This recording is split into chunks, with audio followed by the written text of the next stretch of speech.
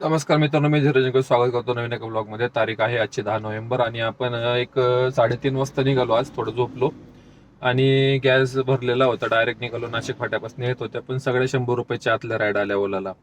आणि नाशिक फाटा क्रॉस केला आणि लगेचच उबेरला आपल्याला एअरपोर्टची राईड पडली. ऑनलाईन पेमेंट होतं, 371 रुपये आपल्याला दिले.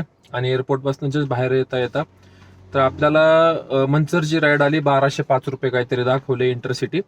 62 किलोमीटर, 62 किलोमीटरचे घेतली. मी म्हणलं चला सकाळ सकाळी तास दीड तासामध्ये होईल, तर 1 तास 8 मिनिटांमध्ये राईड कंप्लीट झाली. आणि आता आपण बघा मंचर हायवेला भीमाशंकर जस्ट म्हणजे माझ्या राईट साईडला आहे. आणि इथनं मी सरळ आता भोसरीचा मॅप टाकलाय. 47 का 46 किलोमीटर दाखवतंय इथनं मला. त्या चाकणपासून वगैरे आपल्याला एक आली होती राईड आता उबेरची चाकणपर्यंत, आंबेठाणपर्यंत इथनं मंचरपासनं. पण त्यांचा लेडीजचा मेसेज आला की मला 5:45ला जायचे. आता वाजलेत 6:15. आपण 6:45 पर्यंत समजा अर्धा तास वाट करू, वेट बघू शकलो असतो. आपण 1.5 तास कसं थांबणार? त्यांनी इन्स्टंट ट्रिप टाकली आणि इंटरसिटी आली. म्हणजे रिझर्वेशन करायला पाहिजे होतं, तर डायरेक्ट ट्रिप टाकली त्यांनी.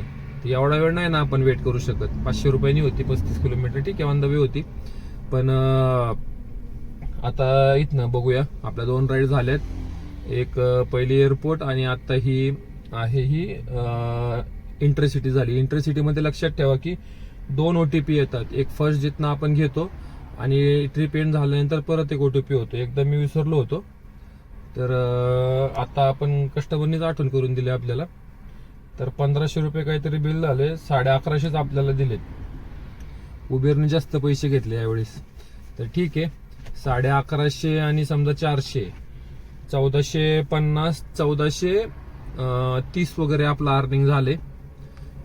तर आता इथनं बघा उशिरा निघून सुद्धा आपण लेवल मॅच केली, त्यासाठी मी घेतली. नाहीतर मग तिथं 2-3 ट्रिपा मारायला लागल्या असते. त्याच्यापेक्षा एकाच ट्रिपमध्ये आपला टाइम पण वाचतोय. आणि इथनं आता बघूया चाकण आंबेठाणवरनं आपल्याला ट्रिप मिळते का. ऑन द वे आपल्याला लगेच राईड पडली 400 मीटरला. आळंदी रोड असं काहीतरी आले वाटतं. तर आलोय आपण कस्टमरच्या लोकेशनला. छोटीशीच राईड आहे, 10-12 किलोमीटरची. 228 रुपये दाखवले. आपण घेतली. चला म्हणलं गॅसचे तरी खर्च निघून जाईल. तर पहिल्या राईडचे 391, दुसऱ्याची 1158 आणि आता 228 झालाय आपला ड्रॉप. 228 रुपये बिल झाले. कस्टमरचा मुलगाच होता, स्टुडंट 12वीचा, MITच्या अलीकडेच हॉस्टेलला. तर सोडलंय आपण. आणि आपलं अर्निंग झालंय 1777 रुपये. टाइम झालाय 7:30. तर आता इथनं बघूया आपल्याला राईड कुठं मिळते. 3 ट्रिप झालेत आपल्या. 3 ट्रिपमध्ये 1777चं आपलं अर्निंग झाले. तर आता बघूया. इथं पडायला पाहिजे मोशीमध्ये आपण. तर आता इथं बघू, नाही पडली तर मग नाश्ता करून घेईल. सावतामाळी मिसळ. आणि बघूया इथनं कुठं जातोय आपण. नाश्ता केला आपण सावतामाळीला.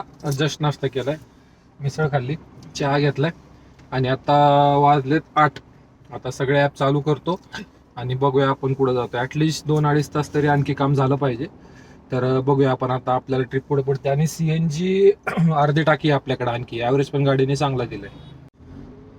आणि काल आपल्याला एक आपले रेग्युलरचे जे व्ह्युअर्स आहेत त्यांनी कमेंट केली होती की मीटर प्रमाणे तुम्ही कसं विचारता. तर मीटर प्रमाणे असा विषय आहे का जिथं ॲपला जर 21 रुपये नॉन AC आणि 25 रुपये AC हा जर रेट मॅच होत नसेल.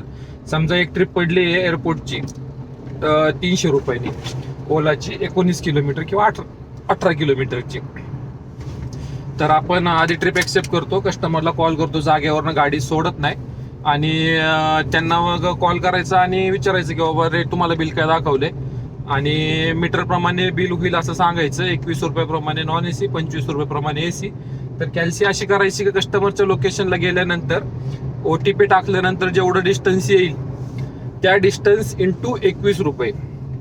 तर त्या हिशोबाने मग मी काम करतो की OTP टाकल्यानंतर जेवढं डिस्टन्स येतं इंटू 21 रुपये नॉन AC, 25 रुपये AC असं मी कस्टमरला सांगतो. आणि त्याप्रमाणे रेट आपण घेतोय. जे कस्टमर ॲग्री करते त्या स्टेपवरनं आपण जातोय. आत्ताची जी मीठ आणली ती डायरेक्ट रेटने आणली, कारण तिकडनं मला मिळणार नव्हतं. तर मोकळे येण्यापेक्षा आपला गॅसचा खर्च निघून जातो. तर त्या हिशोबाने मी आलोय. 3 किलो गॅसचा खर्च आपला जवळपास मिळाला, 2-2.5 किलो. तर त्या हिशोबाने मग आपण ट्रिप घेतली ती. कधी कधी ऍडजस्ट करावं लागतं, तर ते तुमच्या वेळेनुसार सिच्युएशननुसार ज्यांनी आपापल्या हिशोबाने मॅच करून घ्यायचं. तर अशा प्रमाणे मी मीटरने विचारतो.